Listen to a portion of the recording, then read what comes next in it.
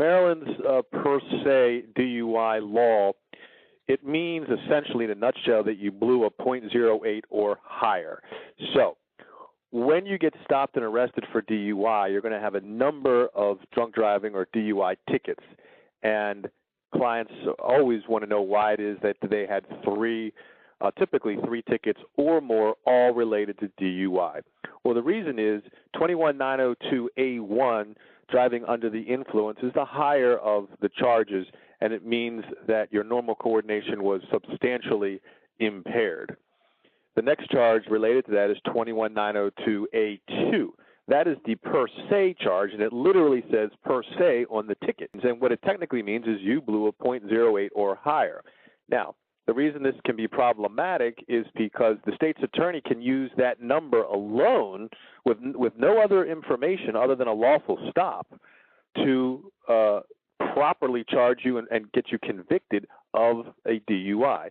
So what that means is utilizing the other charge, the A1 charge, in that case, there has to be a lawful stop and there has to be proof of your impairment, whether it be driving or field tests or any other types of impairment that they frequently look for.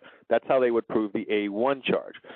Now, the A2 charge, which is the per se charge, in that case, all they need is a lawful arrest. So, for example, if you were speeding in your car, for example, and they lawfully stopped your car, and then they smelled alcohol in your breath and they got you out of the car, and you did some field tests which did not go well, and then you ultimately blew in the machine and you blew a .10, well, once that .10 comes into evidence in court, then the prosecution has successfully proven their case under the per se charge. That's why the prosecutors love that particular ticket, that charge, because it's fairly easy for them to prove. Once the number comes into evidence, the case is over.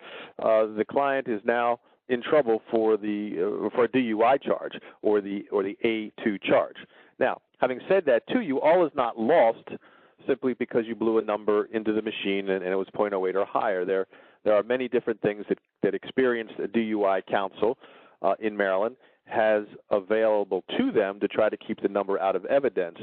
But conversely, if that number does come into evidence, then the person is essentially guilty of the per se charge.